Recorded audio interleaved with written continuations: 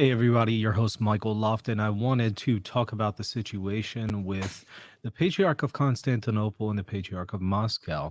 I saw this shared on social media just the other day, and I wanted to review this article. This was done on January 24th. I'm going to share my screen so that you can see it with me and we can read it together. This covers the situation between Moscow and Constantinople with the unfortunate schism taking place in the Orthodox Church. And it's curious because one of the things that the Patriarch of Moscow has accused Constantinople of is basically being too papal, being too much like the Pope, trying to be an Eastern Orthodox version of the papacy. And they might point to articles that were written in defense of the Patriarch of Constantinople's position. Speaking of, an equal without, well, I'm sorry, a first without equals, to give the exact quote, which is kind of a play on the concept of a first among equals. But there's been talk about the Patriarch of Constantinople being a first without equals. And again, Russia has said, well, look, this is a clear instance where Constantinople is trying to be basically like the Pope in Eastern Orthodoxy. But it's curious. The ecumenical patriarch just said, no, it's the other way around. Here's from the Orthodox Times ecumenical patriarch. The Church of Russia has papal claims, not the ecumenical patriarchate. And of course, this involves the issue with Russia going into the territory of Alexandria in Africa. So the Patriarch of Constantinople is saying, look, you guys are the ones who are actually going into territory of other Orthodox patriarchates. You're clearly behaving like you're the Pope and you think you have immediate universal jurisdiction. So the article says a very interesting discussion took place at an event recently. The ecumenical patriarch of Bartholomew, in a video, stressed that granting of autocephaly to the Orthodox Church of Ukraine has nothing to do with geopolitical facts and with the unacceptable invasion of Russia in Ukraine. Some have used that as an excuse for the invasion. He's saying, look, this autocephaly that Constantinople granted a few years back to the Church of Ukraine, that does not at all justify the invasion. As the ecumenical patriarch commented, the war is artificially linked by the Church of Russia to the autocephaly of Ukraine to cover its responsibilities and its great ambitions. It was Russia who deepened the gap between Ukrainians and Russians, not the autocephaly of Ukraine, that was given to the suffering Ukrainian people. Russia's reaction stems from an attempt to impose on the Ukrainian people and from the absence of a healthy ecclesiastical conscience. The ecumenical patriarch stressed that the Church of Constantinople gave a helping hand to Russia to solve the Ukrainian issue, but the efforts did not work due to the fault of the Russian side, which does not admit it.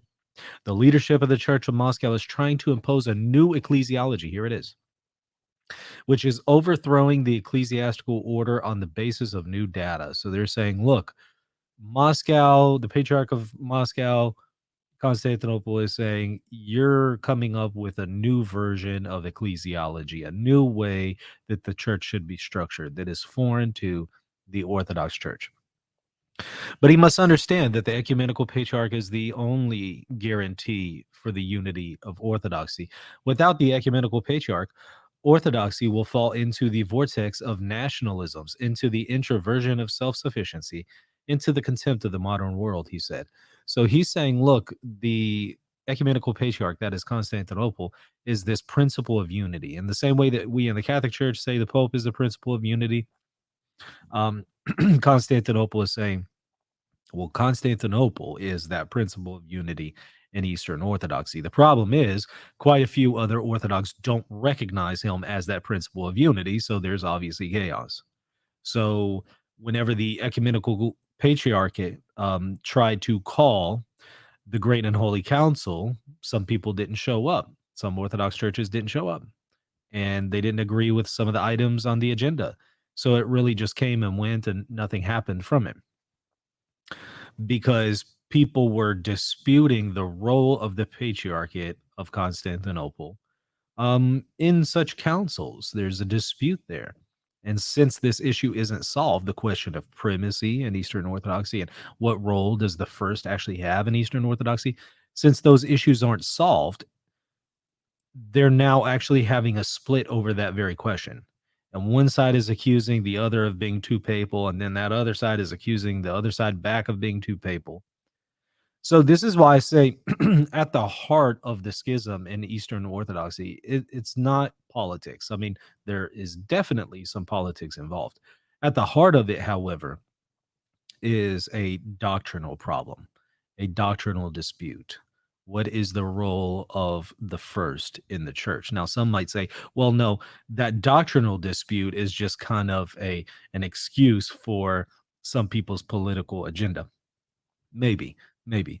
But again, at the heart of the issue is the doctrine, because if the doctrine was settled in Orthodoxy, you wouldn't be able to use this as an excuse to further a political agenda. This is why this needs to be settled in Eastern Orthodoxy. And I might recommend that Eastern Orthodox look in the first millennium to the way that the first worked in the church. And I would argue that's exactly what we're claiming as Catholics, that the first, that is the Pope, um, maintains substantially the way that the first was to govern in the first millennium. Sometimes there's abuses, I get it. Sometimes people didn't recognize the legitimacy of the Pope or his exercise of the of authority. And yes, there's definitely been some developments here, but I'm just saying in seed form substantially. What we already have is there in the first millennium. And so, might the Orthodox benefit from us by actually looking to what we've concluded based on the data of the first millennium? Perhaps. I don't know. But they are certainly going to need to get this issue resolved. That is the role of the first in the Orthodox Church if they want to heal this schism. This is why, unfortunately, I don't think this schism in Orthodoxy is going to be healed. I don't believe it will. I would love to be wrong. I'm happy to be wrong. I hope they prove me wrong. I would be so happy to come on YouTube and say, "Hey, I was wrong. They healed the schism. Wonderful." I'd love that. I don't know if that's going to happen though, because at the heart of this is a doctrinal dispute, and in order to solve that doctrinal dispute, you would have to have already had this issue settled. How are they going to solve a doctrinal dispute unless the role of the first in the church has already been settled? I don't know. We'll see how it pans out. Maybe they'll come up with a solution. He added that the Church of Russia continues to accuse the ecumenical patriarchate of being responsible for the tensions in Orthodox relations, while it is Russia who creates the tensions, the one who entered the jurisdiction of the Patriarchate of Alexandria, uncanonically tarnishing the image of Orthodoxy in the eyes of the Christian world. He says in the eyes of the Christian world, but really, I don't know. I haven't seen a whole lot of people talk about this. I did. I did multiple videos on it, but I haven't seen others really address this. It seems like most people just completely ignored the fact that here you have not only a schism with Moscow and Constantinople, but now with Alexandria and Moscow, because Moscow is now going into the territory of Alexandria and trying to take over some of their churches. I remember seeing one of these Orthodox bishops in Alexandria had to go to one of his local parishes and kick out a Russian Orthodox priest who was trying to take over one of his parishes. And there's videos of him kicking them out. In his video message, the Ecumenical Patriarch stressed that the leadership of the Church of Russia considers that the intervention of the Ecumenical Patriarchate created a schism in Orthodoxy. For us, this is not true. The granting of autocephaly is an essential contribution to the unity of Orthodoxy as a practical expression of Orthodox ecclesiology and centuries-old ecclesiastical practice. It is the actions of the Church of Russia that threaten the unity of Orthodoxy and not the response of the Ecumenical Patriarchate to the crest of the Ukrainian people. So he's saying it's not because of anything that Constantinople has done to grant autocephaly to Ukraine. It's because of the actions of Russia with the war and with invading Alexandria's territory, trying to take over their churches. In fact, it created an exarchate.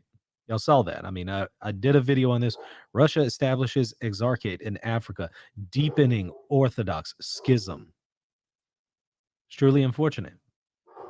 Okay. He stressed that it is the Church of Russia that has papal claims, not the ecumenical patriarchate. Moscow does not recognize the right of Ukrainians to have an autocephalous church because it wants to oppress them. It wants to turn Orthodoxy into a confederation of churches in order to have a say. Well, fortunately, for the Patriarch here of Constantinople, I think it's already that. I think it already is a confederation of churches. Didn't you just have Father Josiah Trinum do a video recently saying, look, we got to get our act together because this is basically what it is?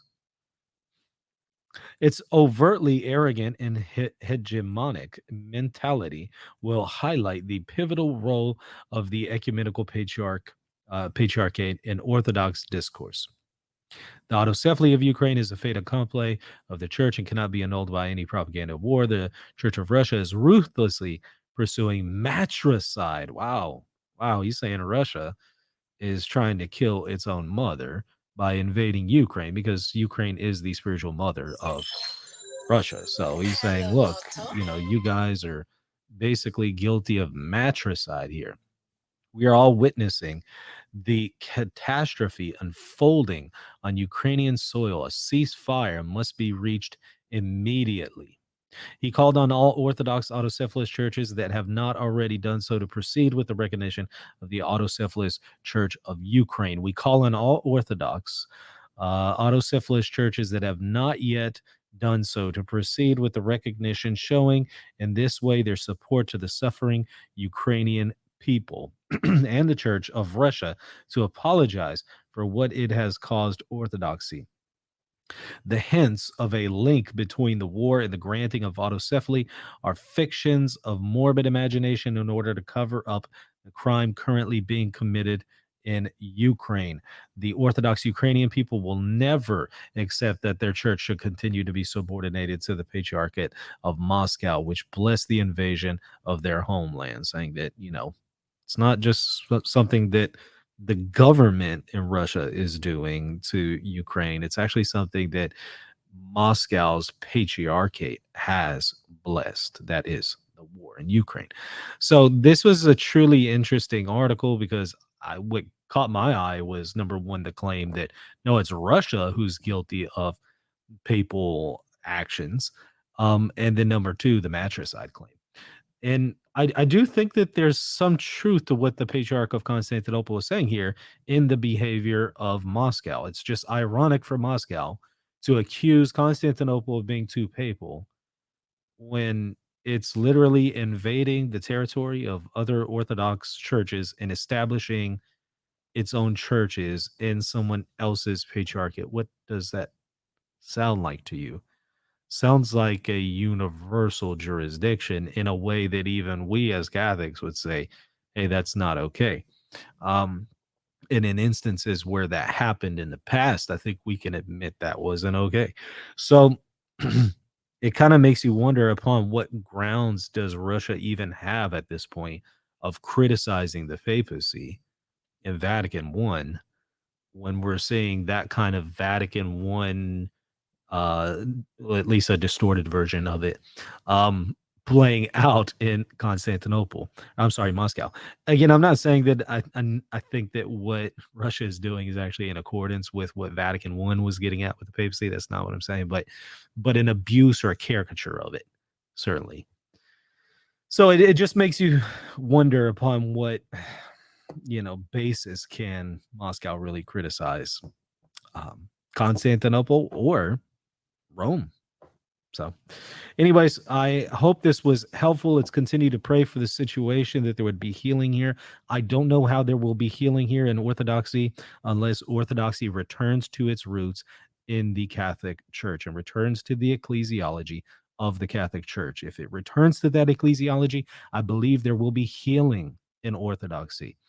Apart from that, I don't know how this will be healed, but you know what? I'd be happy that it is healed in any kind of way Because frankly, if Catholics and Orthodox are going to work towards reunion, we need the Orthodox united, not further divided, because it's a lot harder to negotiate with a group that's divided rather than united. So it's in everybody's best interest that this thing gets fixed. All right, that's going to do it for now. We'll see you later. God bless.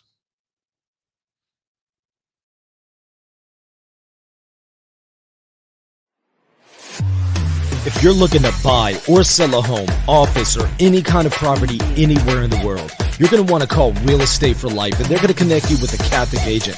Now, that agent will donate a portion of their commission upon sale, and Real Estate for Life will donate 75% of that gift to a pro-life organization at no cost to you. Call Real Estate for Life at 1-877-LIFE-US1 or text them 248-431-1440. If you care about the pro-life cause, call them now. Are you confused about how Catholic teaching authority works? With encyclicals, papal bulls, councils, and many other things, it's easy to get confused on what is authoritative and what is not. Fortunately, at MaximusInstitute.com, I have prepared a course explaining the magisterium from A to Z. Visit the website and check out the course Understanding the Magisterium for more information.